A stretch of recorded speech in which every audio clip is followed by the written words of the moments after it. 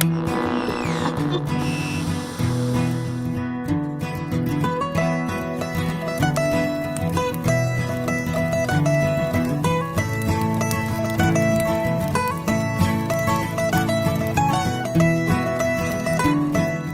and welcome to the Chef's Corner. I'm your host, Brian Hernandez, and today I'm sitting with Detroit's special son. No, it's not RoboCop. It's Mr. Shawn Randazzo of Detroit Style Pizza Company. How are you doing, Shawn? I'm doing good, Brian. Thanks. Oh, thank you so much for joining me today. I know all you pizza guys are really busy, and it's hard to get an hour out of your day. This is usually when you're prepping, ready to go, so we appreciate your time. So, without any delay, we're just going to jump right in. Easy questions. We just try to get inside the mind of some of the great pizza makers out there today. So the one I've always asked first is, what's your earliest pizza memory? Earliest pizza memory? Well, I got a couple. One, probably around the age of 11, me and my buddies always used to ride our bikes up to, there was a Domino's close to us, and they would put us in the back room and give us like 5 bundles of boxes. It was usually me and a friend, maybe 3. And we'd sit there for an hour or 2 folding boxes, and our reward was a small pizza each at the end of the day. So that was kind of, at the time, it was awesome getting a pizza for folding boxes. I thought nothing was cooler as an 11-year-old. Another memory that's not such a kid, but when I was 14, my mother, I wanted these video games and expensive clothes at the time because I'm getting in, 5th grade or whatever it was, 6th grade, 7th grade. And she told me I have to buy them on my own and get a job. So I went to the local party store, and, they had a deli, they had deck ovens there, they did pizza slices. And so I got a job there. The sons of the owner used to actually get in like dough fights in the back room. And I didn't realize till many, many years later that dough actually came from cloverleaf. And actually, like probably a decade later is when I found that out. And I just thought it was pretty cool because it happened to be the dough in the future that, had a lot to do with my career. So. Right. So, do you think that just folding boxes, being back there in that environment, kind of feeling a part of it, just as, an 11-year-old, and then, obviously with the other one as well, do you think that kind of shaped your desire to get into pizza, or was that kind of just kind of happenstance that you got into the industry? That probably just kind of was, more of something for me and my friends to do. It didn't shape my pizza vision for my future, but, I was always an entrepreneur as a younger kid. So I'd go door to door, taking out garbage for 25 cents a bag, or I thought I'd own a baseball card shop or a pet store or something like that as I grew up. But, then you get older and realize that might not be the best choice. All right. Well, that kind of jumps into the next question then. I think you touched on it a little bit. Is like how did you get started in the business? And you said, well, we'll get into that. But how did you get started, like earnestly in the business? When and how? Sure. Well, I would say it was in the summer of 1995. I had just finished working. I actually quit working for my uncle doing tiling. He had a tile company, and literally I was carrying 100 buckets of mud up 3 flights of stairs, or we had, pallets of Durac board and cement board. And I was the one to, bring it where it needed to go. So that got kind of old. So I was looking for a job during the summer of 95. I walked into a pizzeria. It was Cloverleaf Pizzeria in St. Clair Shores. And before I even left, the owner there was talking to me and asked pretty much when could I start. And so that's kind of how I got my foot in the door in a pizzeria. I started as a pizza delivery driver. I was probably there for about a year, maybe a little less, and he was very burnt out, and he moved me up to assistant manager, and he was working every single day of the week, had 4 kids at home, and I told him, I can handle this, and let me at least do Sundays. So he ended up getting Sundays off. So I kind of worked my way up, to management in a very short time with him. And yeah, I'll leave it at that. Well, how old in '95? How old did you say you were? Or in '95, I was around 18 years old. Okay, and tired of the menial labor. That sounds. Yeah, the hard labor. It got. I did it probably from 15 to 18, and it was money, but it was pretty tough. Oh, it definitely made me tired when you just described it. So.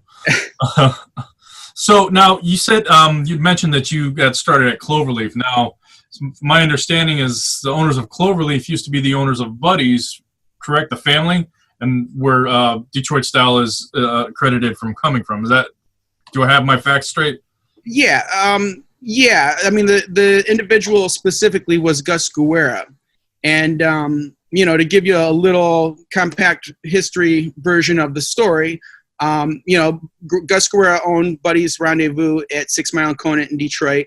And, he did the Detroit-style pizza there in 1946, shortly after World War II. He took his, there's a couple different stories of this, but the one that I was told is that Gus's wife's grandmother's Sicilian dough recipe, he took that and took an automotive parts pan. Obviously, it was probably cleaned out and everything, but he pressed the dough out in it, lined it with pepperoni, put cheese on top, sauce on top of that, and put it in the oven. So Detroit-style pizza was born around 1946. In 1953, two Jimmy's customers of Buddy's bought the place, and then Gus went and bought a place in East Point, East Detroit at the time, called Cloverleaf. It was a bar, and that's how Cloverleaf started. So, and there's a whole bunch of other entangled stories within that with the originals. But really quick, just to touch on how I got started in the business, because I think it is kind of interesting. That's how I got my foot in the door. But in 1997, so I started as a pizza delivery driver in 95, worked my way up. In 97, the owner, he was talking about selling the place. And I didn't think, I was a candidate. I'm like 19, 20 years old and didn't have any money stashed away. And it was, went over my head. I didn't think much of it, but I mentioned it to my mother, who worked at a local Denny's as a waitress. And about 2 months after I had just casually mentioned it to her, she called me on a break saying, "Did you ever think about going into business with each other?" And asked if Shawn was still selling the place. But we ended up getting the place with, my mother putting her house up and remortgaging it and, doing all these different things to make it happen. And that's how I really got into the business. So your original entrance into the business was owning a Cloverleaf. Correct. Okay, that's great. I mean, I guess that was another part of the question. Was it always going to be Detroit style for you? Is that how you started? Did you ever delve into other things? But sounds like, aside from folding boxes at Domino's, it's always kind of been Detroit style is what you've been around. Yeah, pretty much. I mean, even just, every place around here does Detroit style pizza, the mom and pops, the chains, party stores. So, it's Detroit style pizza has been a big part of my life all along, but yes, I've pretty much been working with Detroit style pizza solely. Okay. Well, so then let's just fast forward just a little bit. And then you opened Detroit style pizza company when?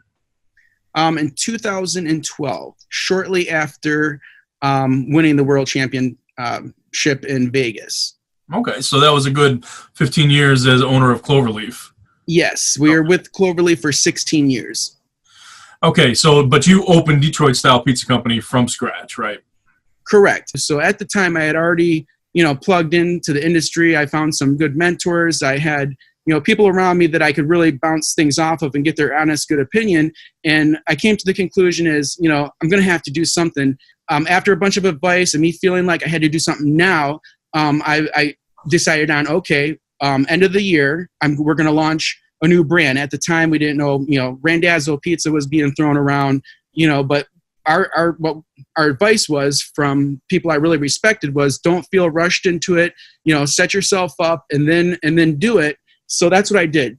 Number one was the dough. It's like, okay, if we're going to go on our own, I gotta get the dough right. So right away I went to the drawing board and tried deconstructing Cloverleaf's dough and looking at other doughs and doing all this research and going online. And probably around the 30th version, after my employees were sick of eating pizza, my wife would, you got another pizza to bring home?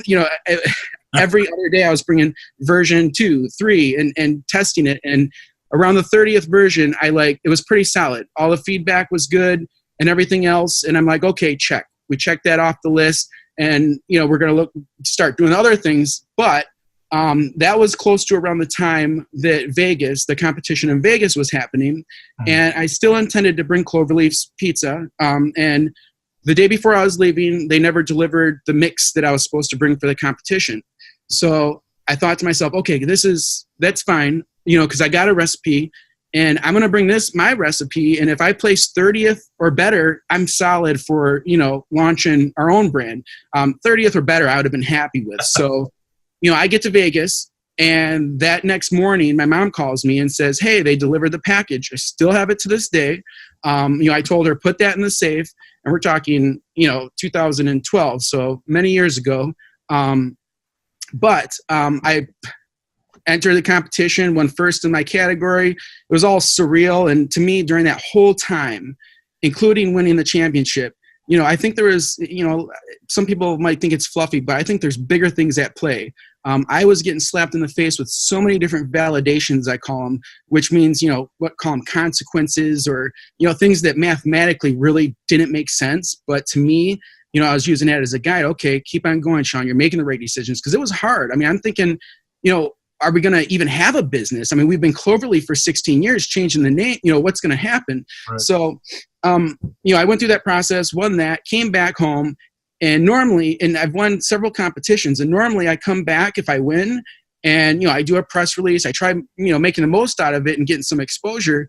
I get back from winning the biggest thing in the pizza industry that I could win, basically, and I couldn't say anything. I literally couldn't say anything. So it took, basically what happened from there is instead of waiting to the end of the year, I took the prize money and the fact that I won that and flipped the switch right away. And that's when we, and a few weeks before I left Vegas, the Detroit Style Pizza Company name actually came to because my cousin walked through the door and I'm doing dough, and that used to be my time of coming up with great ideas and just really, just thinking of things. And he comes in with I forgot whatever company shirt.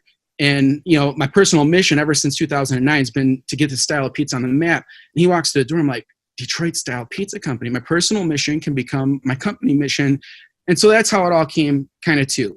Long story, but.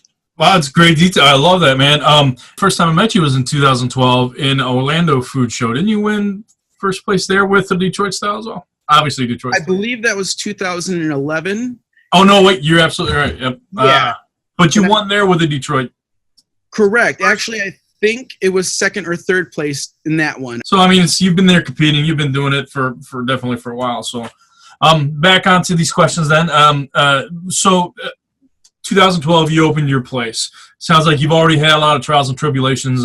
Growing pains is trying to get there. Your journey's been a lot of steps already. But what is the hardest hurdles to overcome when starting a pizza place that you can help others, be ready for?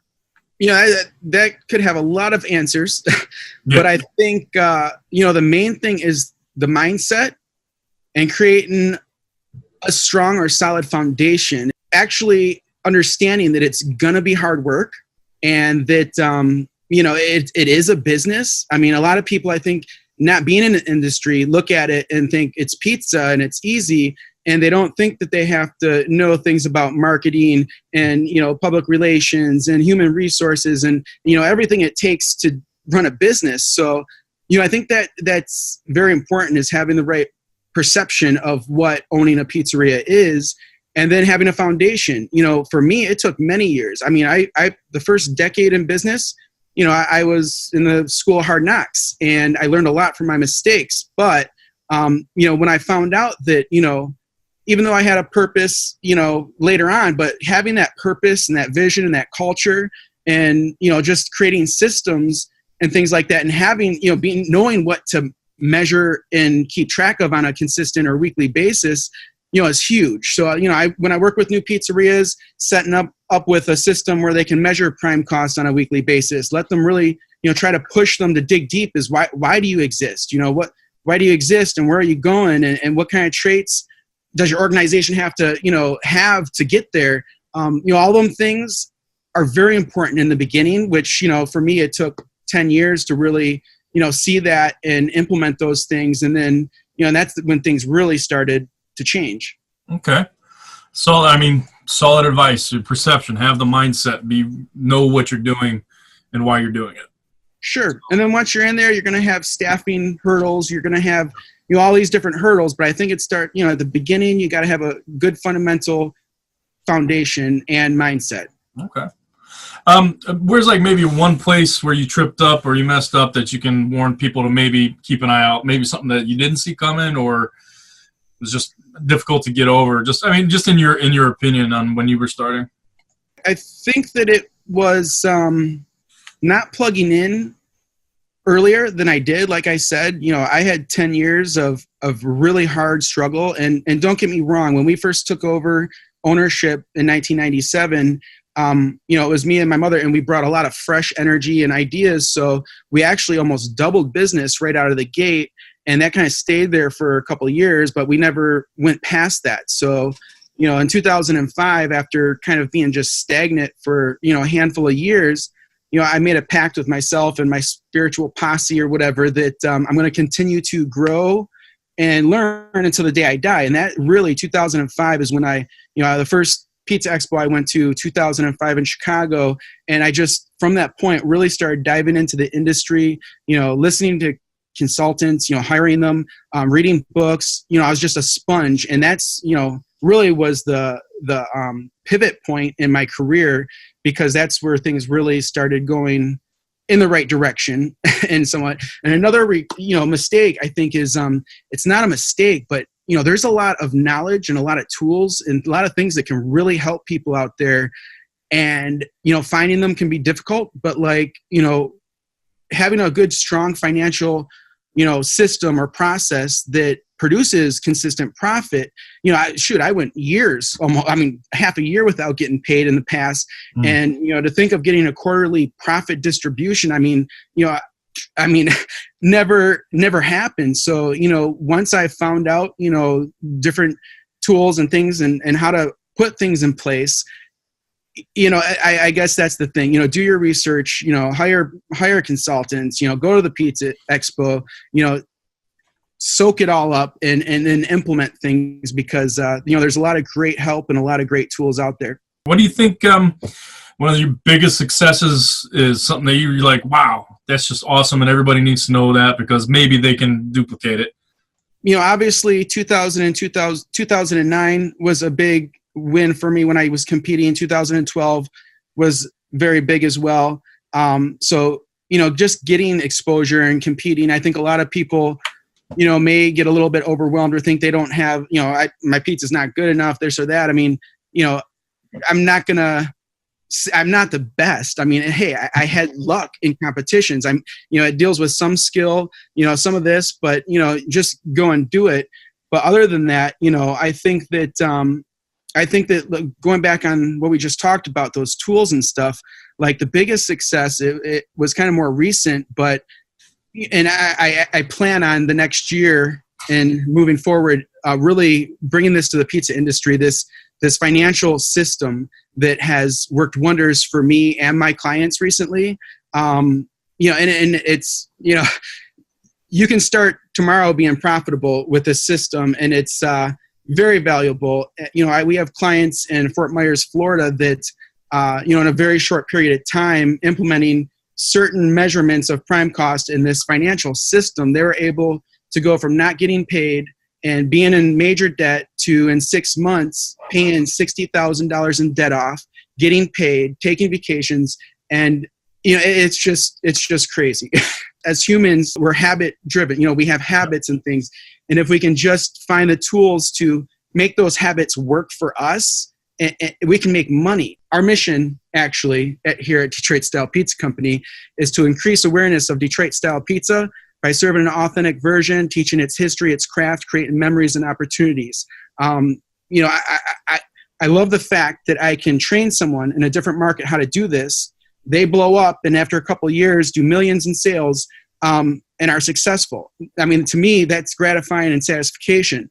Some people look at it as, aren't you pissed because you just train these guys and they're doing 10 times more business than you? Absolutely not. That's what I want to see. So, okay. Yeah.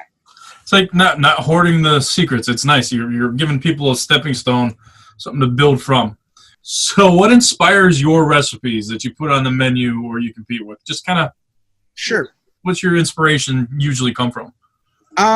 Well, a whole bunch of different things. When I was competing a lot more, it was just the fact that I'm going to compete here. So I would, be inspired to come up with a recipe, or even actually compete in itself and seeing what other people are doing and getting inspired by, their creations. People we train and consult, sometimes these guys are super huge, passionate people about cooking and come up with these amazing things, which is inspiring as well.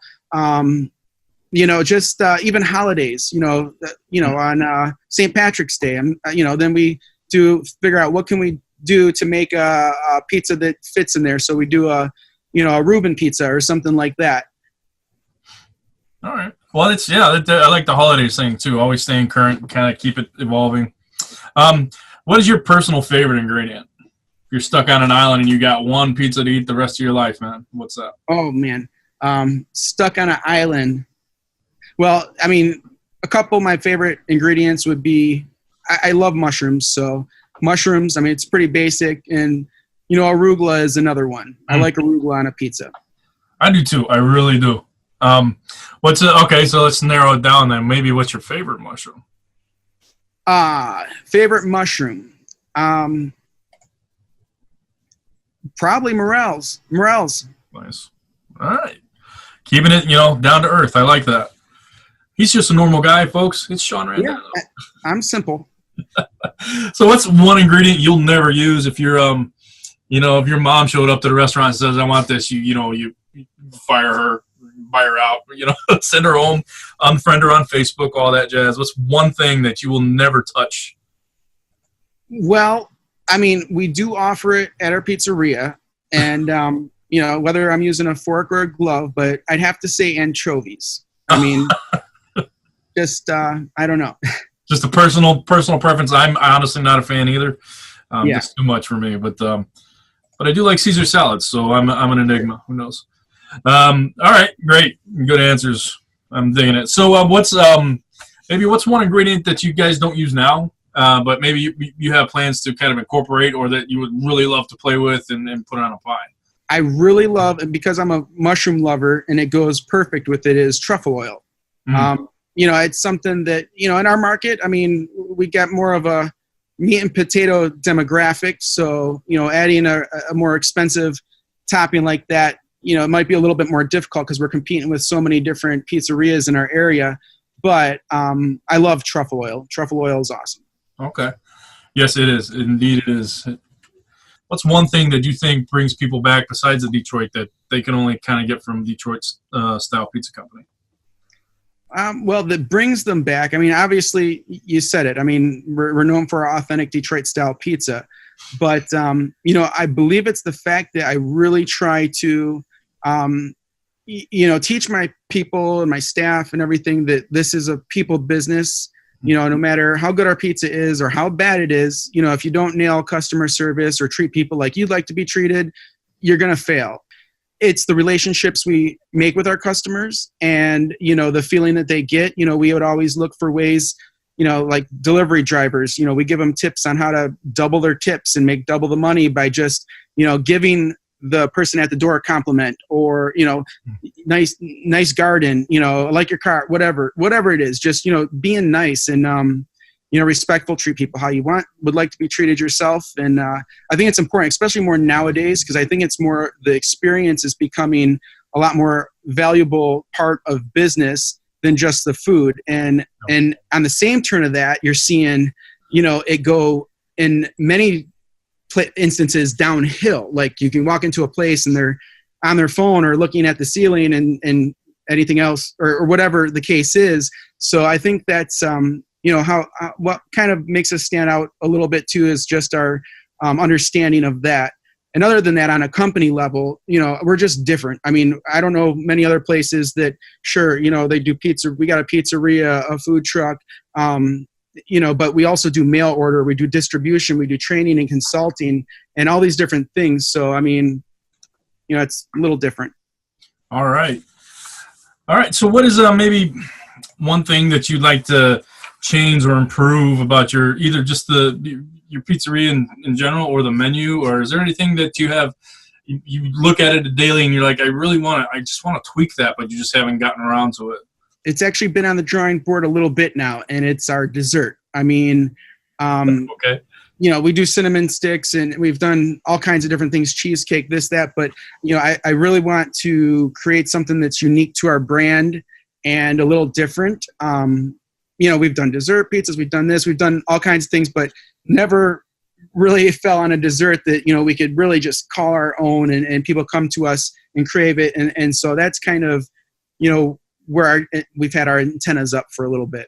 Okay. It's a great answer. A lot of people say, no, I love it, we're fine. I'm like, okay. Yeah. I like that. You're like, nope, this is, I've noticed it and I'm trying to fix it. So that's, as you said, again, always evolving, always moving forward. All right. So now we've come to the point in our interview here, the dreaded Scott Wiener lightning round. Cue the thunder. So basically how it works is I'm going to give you 3 different ingredients. If you've used them or not, I don't know. I try to keep it something I thought you might have used, but I want you to tell me how you would use it on a pizza, in a recipe, you know, anything like that. But I just want to hear, you know, your thought process on the spot. So Sure. These ones, I don't know. I've got a list of them, and I'm going to try to choose some good ones. But the first one, man, the malt vinegar. I personally love that, and obviously it's not a topping, but you know, what kind of pizza could you incorporate that with, you think? Malt vinegar. Yeah. Okay, Scott Wiener, you're killing me here. That's a great one, Brian. You know, and this is out there, but I would cut it into a cream-based sauce, and I would probably put garlic, mushrooms, and onions on the pizza, and I would probably just use that as a drizzle over the top. Oh, wow. No, I like that. I thought you were going to go, you know, fish and chips or you know, your basic stuff, but I like yours better. Good answer. I like that. So let's move over to something leafy and green, and we're going to call it kale. Okay, so kale. I love making kale smoothies. Okay, what I would probably do is I would chop it up very fine, and I would use it as a sprinkle on top of what I would call a smoothie pizza. Okay. And what does that mean? Yes, I will take some fruit, strawberries, blueberries, raspberries, and I'll drizzle it with honey, and I'll just sprinkle the kale over it. Wow. Maybe there's your dessert, man. You might have just got it. Maybe I have to play around with it. Yeah, that's, again, not the direction I thought you would go, but that's why we do this. Good answer again. All right, 2 for 2. Okay. So here's now, man, I don't know which one I want to do here. You know, I'm going to go with, you know, you mentioned it earlier, Detroit's a meat and potatoes town. Yes. What would you do with potatoes? Potatoes, okay. That's great, man. I love potatoes as well. But, and I'm just going to go with the first thing that's coming to my mind here is I just slice them up real thin, like scalloped potatoes. And what I would do is I would add them with garlic, onions, bacon, and I would make an au gratin cheese sauce. And I would use that for the topping and drizzle all over the top. And then I would finish it off with some scallions. Wow. Yep.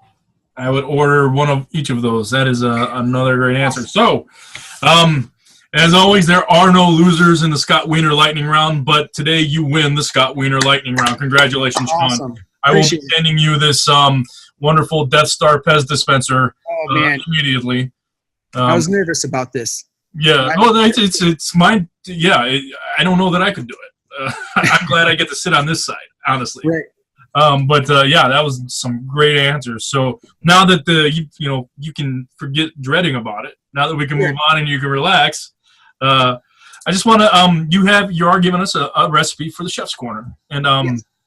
I currently don't know what it is. So why don't you enlighten me and the readers and what that's about and what they're going to actually be able to. We're going to make a video so that they can recreate this in their places.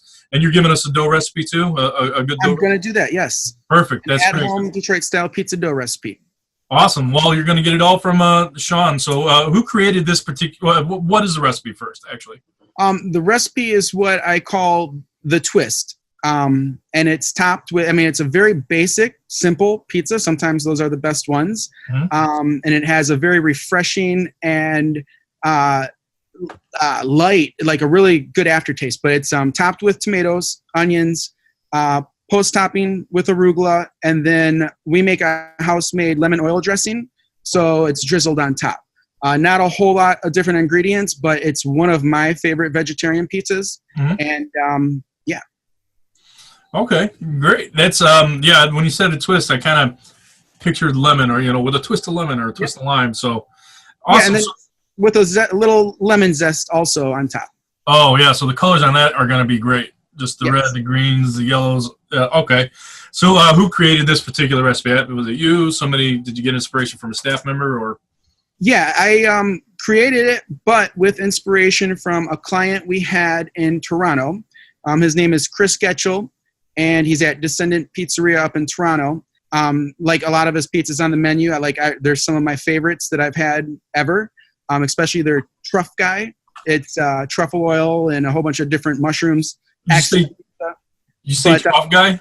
Yeah, it's truff like truffle, and then guy like fungi. Very good.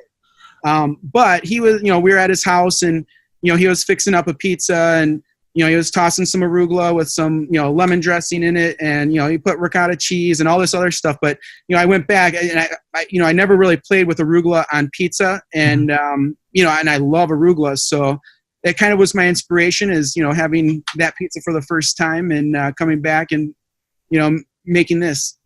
Awesome. So I was gonna say, what was the inspiration and thought process? But once again, you are 5 steps ahead of me. I guess I gotta stop standing still.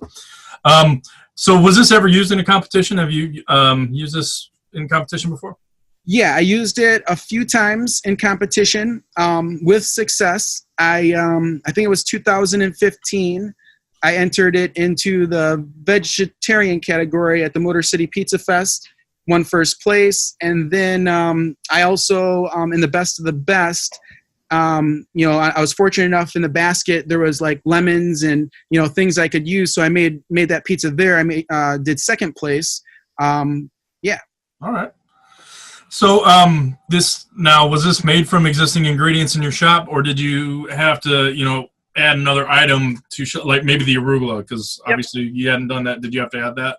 Yeah, we added the arugula, and then obviously, and you can use a pre-made dressing, but I figured making it in-house would be better, so we added, the ingredients to make the dressing as well.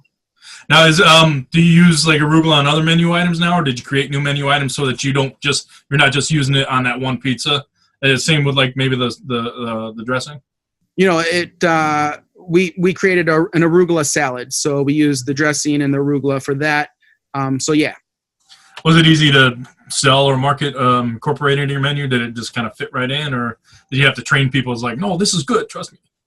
Yeah. A lot of people, when they see all that green on top of a pizza and never experienced anything like that, their reaction is a little like, that's not me or whatever. But, everyone that's tried it has loved the pizza, even skeptics like that.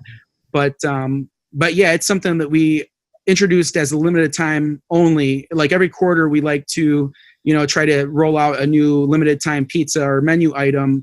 And we rolled that out, and, it was a huge hit, and we had people requesting it after it was gone.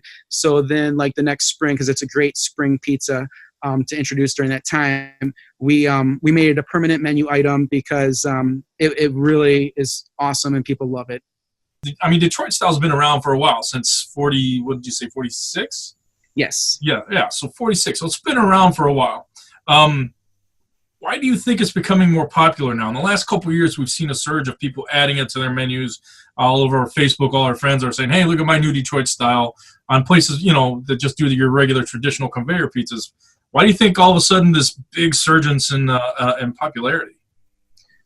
Well, a whole bunch of reasons, and I'll give you what my thoughts are on it. And I'm not trying to take credit, or my company to take credit for any of this, but I'll put it like this: in 2009, when I went to Columbus and brought my Detroit style pizza there and won first place, I was the only one out of 60 or 70 competitors, 3.5 hours away from Detroit, that had a square pizza, sauce on top, caramelized cheese. Yeah. So it fueled a passion in me to really put this style of pizza on the map, because before that, I literally thought this pizza was everywhere. I mean, because growing up, it was everywhere, and I didn't realize it was such a secret to our region. So I'm like, we got this amazing culinary masterpiece that came from this region that nobody knows about.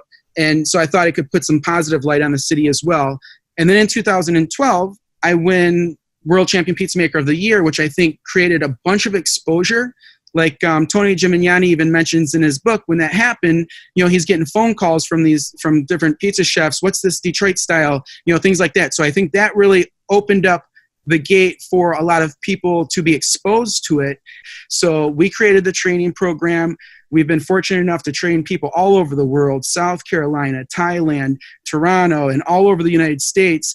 And, you know, as the time went on, I felt like I was planting these seeds, building an army of authentic Detroit style pizza makers where, you know, they're exposing this style in an authentic way in different regions and markets. So now, current day, without going too long on this, because I could talk for hours about this stuff, but, you know, we have, I mentioned my buddy Chris Getchell in Toronto. We have Via 313, the Hunt brothers in Austin. You know, obviously Jeff Smokovich in Denver. You know, Tony's got it on his menus. You know, Chicago, it's starting to really blow up right now. So all these different markets are seeing, you know, doing very well with this pizza. So now there's a ton of eyes on it, because they're like, oh man, I mean, you know, it's all over the place and being done very well. And, you know, a lot of eyes on it. And so now, you know, I keep on my big thing lately, the last several months is, you know, I truly believe that in the next 2 to 3 years, we're going to see this really hit critical mass. I mean, you know, since 2009 to now, it's came a long way, but, you know, we really haven't seen nothing yet, because now it's proven. As a guy who is kind of the ambassador for Detroit style and getting the name out there and educating people, what would you tell someone who's never heard of Detroit style or has never tasted it? How would you describe it from like the dough to the top? I mean, what do you give the layman? What lecture do you give them? You know, being able to call your Detroit style pizza authentic, we narrow it down to 5 things. You know, the 5 characteristics which determine this style being authentic or not is, number 1, the dough. It's a very hydrated dough. So, you know, it's very light on the inside, crispy on the outside. Usually you know, if you're working with baker's percentages, it's usually over 70% hydrated. So it gives it a really awesome light texture. So the dough is super important, part of the authenticity of this style. So that's number 1. Number 2 would be the shape. You know, you can't do a round pizza and do everything else and it be considered an authentic version of the style. It's always been square or rectangular, to be specific. Okay. 3, it is a deep dish, but not to be confused with what we all have learned as deep dish, because it's not super heavy. It's super light, and it doesn't sit in your stomach like a brick. So number 4 would be the cheese. Now, traditionally, you know, brick cheese is used in, whether it's a blend or fully brick cheese or whatever, it's been used. But, you know, more importantly, it's the way the cheese is applied edge to edge so that it caramelizes all around the crust. I mean, it's a lot of people's favorite part of this pizza is the caramelized cheese around the crust. And number 5 would be that sauce is put on top of the pizza. So, you know, we do pizza tours for Girl Scout, Boy Scouts, and all these things. And many, many years ago, one of the Girl Scouts yelled out, "That's an upside down pizza." So, you know, it kind of coined that phrase, and then also coined the phrase red top pizza. You know, some places put 2 racing stripes down the, you know, center of it, kind of fall in line with the Motor City and all that. But those are the 5 characteristics that we kind of teach people and explain to people are the characteristics of an authentic Detroit style pizza. You know, the pans are super important. You know, the seasoned steel pans, you know, to get that awesome, you know, texture of the pizza. Deck ovens always have been traditionally used. And just a fact to throw out there, you know, there is no original Detroit style pizza place that uses par-baked crust, but, and you know, they have always used deck ovens, but, you know, we've trained and had the challenge to come up with, you know, recipes and systems that work with conveyor ovens. And I'm happy to say that, you know, people are using conveyor ovens now successfully, but the main thing there is, you know, most of them are par baking the crust to make that happen. I did have a couple more questions. Let's start with a mail order. What do you mean mail order? Are you sending out mailers, coupons to people, or? Pizzas. Yeah, we are. So you're mailing food to folks. Yeah, our mail order consists of pizzas. I mean, and then we also distribute, Detroit style pizza dough mixes, gluten-free mixes, our pans, lids, utensils, and things of that nature. Which has really been my focus the last 2 years, I would say, is building our distribution and mail order. But for our pizza specifically, we're partnered with a site called goldbelly.com. We do roughly around 100 to 600 pizzas every week. That's like my mom's full-time gig here. And then, yeah, we do our pans, we season them, we ship them all out and all that. Wow. Okay. That's very interesting. So also you mentioned you have a food truck. Yeah. Is that something that was that first, or did that come after you opened Detroit Style Pizza Company? That came after. Yeah. Actually, the food truck is very new. We just rolled it out the beginning of this year. Mm-hmm. And, prior to the food truck, we were getting involved with some pretty large events like Electric Forest and Lost Lands, these big electronic music festivals. And, each year, after surviving that and getting back and almost killing myself several times, I had one year, I'm trying to load our mixer myself, and it fell on top of me, and I was alone, and I came like this close from the handle, like piercing my ribs. So, at that point, I'm like, man, okay, I can't keep loading up the whole restaurant and going to these places. So, food truck's always been on the list, and we were lucky enough to get our food truck built out, last winter, rolled it out in spring, and it's been awesome. We just got our food truck manager in place, so I'm kind of back at the helm trying to build the distribution and make sure I get everything in order here. Okay, so that food truck is it's equipped with a deck oven and a mixer. You do everything on site at these places within the truck itself. It's all self-contained. Exactly. That's and great. So now that we got the food truck, the festival organizers are saying, well, can't you do a booth too? I can't say no, so I'm still stuck doing the same thing, but it's worth it because we got 2 locations at these festivals, and they're really big for us. So, do you excuse me? Do you think competing is important? Is it helpful to a pizzeria if the owner or the managers or just even employees go to compete under the banner of, example, Detroit Style Pizza Company? Is it beneficial? Absolutely. Not only beneficial for the company, but I think it's on a personal level very beneficial because you experience a lot of things. You get inspired. You see what other people are doing. You meet a whole bunch of amazing people. That's one thing that I really am grateful for with this industry is, people like yourself and all these great people, even starting way back with Scott Anthony and Big Dave. And, it's just, the relationship and, the willingness to help others. And, we're like all in this together. So, it's like an awesome thing. And so I think competing, not only if you win, it's great, exposure for your restaurant. You can do a lot of great things and a lot comes out of that. I think even more on a personal level and just, filling your passion and stuff like that, it's good for it. All right. Well, this has been a discussion from Motor City. Is that what they call Detroit? They sure do. Home of RoboCop, Eminem, and my good friend Shawn Randazzo, the ambassador for Detroit Style, in my opinion, and many others. So, Shawn, if people want to get your mail order or talk to you about your consulting business and just find out more about Detroit Style Pizza Company, how do they get in touch with you for each of those? To get in touch with me, you can email me, Shawn at DetroitStylePizza.com. You can visit our website, DetroitStylePizza.com. Our pizzeria website is DetroitStylePizza.co. But if you're looking to find out more about, myself or the style of pizza or do it yourself, we offer products. We offer, we have a blog on our .com website, DetroitStylePizza.com. And most recently, which I'm really kind of pumped about, and it's for me a long-term vision thing, is we launched on YouTube DSPC TV, which is Detroit Style Pizza Channel TV.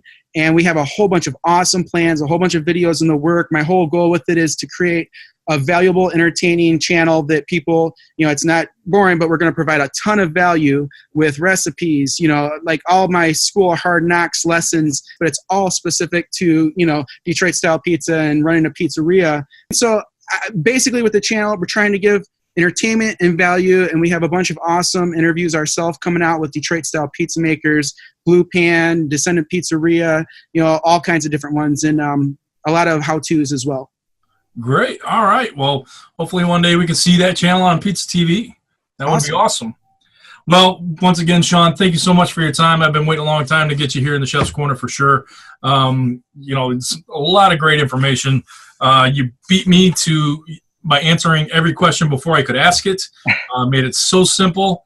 So once again, thank you so much. I hope everybody checks out if you're in the area of St. Clair. Our pizzeria is in St. Clair Shores, Michigan, yes. Okay. If you're up there, guys, go check out Detroit-style Pizza Company. It will be worth your time. Shawn, thank you again. Anything you want to just tell people about pizza in general, just as we sign off? Pizza in general, I'll tell you this, because I haven't had a chance to mention it, but, part of our mission, like I said earlier, is to create memories and opportunities. The memories part, the opportunities is what we're constantly doing, training people and getting them set up on their own business, and, opportunities within our business to grow and work at the distribution or food truck, all this. But the memory part, like that hit me hard many, many years ago when I found out how emotional people are with food and memories it rekindles. Do I have a couple minutes to tell a story that kind of really hit that perspective in my head? Of course. So many years ago, 10 and change maybe, I get a phone call, and it was this lady saying that my father is in the hospital dying of cancer, and on his bucket list is to get Detroit-style pizza because we used to live in Detroit. They were in Texas, and is there any way we can get him some pizza? At the time, we would mail, like we had a client, our customers in Florida that went every winter, and we'd pack coolers and send them to them, but we weren't really doing mail order other than that. But I'm like, absolutely, we've shipped pizzas out before. So I get her information. It was not the next day, but the following. I send out a package overnight. I get a call the next day, and she says, I'm so sorry to tell you, but, your pizza package, we got home, pulled up. It was like shredded. I guess they live out in the woods, and animals got to it. So it was just in pieces all over so I'm like, no worries. I'll get another one out. Sent it out. And then I get a call from her saying that, how much they appreciated it and all this, and that, it brought their family together, just so much appreciation, and that her father wanted to talk to me on the phone. And is this possible? I'm like, absolutely. So we scheduled it for, I think, the following day. I'm on the phone with this guy.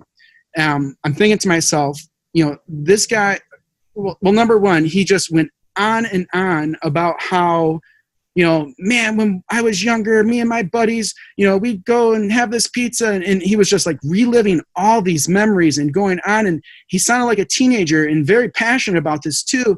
And I'm thinking to myself, how could this guy be dying of cancer? He's so full of life. And it was because this pizza memories and all this. And long story short, he passed away actually probably a month or so after that whole incident.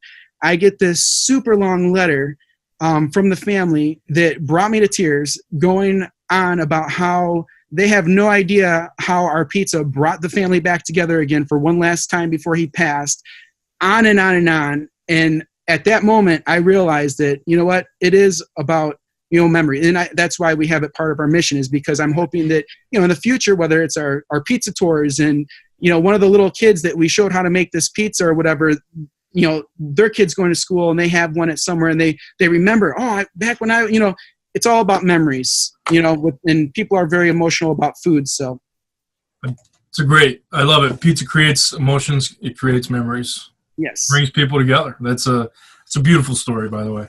Thank you, man. I'm halfway crying right here. So thank you for putting me on that pedestal right there to actually start shedding tears, Shawn. I appreciate that. Thank you again so much for your time. And everybody, tune in and figure out how to learn how to make the twist recipe that Shawn is going to give you, from the dough to the sauce. Everything except how to grow arugula. I don't know if you do that yet. No? Basil we have, but not arugula. All right. Once again, Shawn, thank you so much. And we'll see you guys next time on the Chef's Corner. See ya.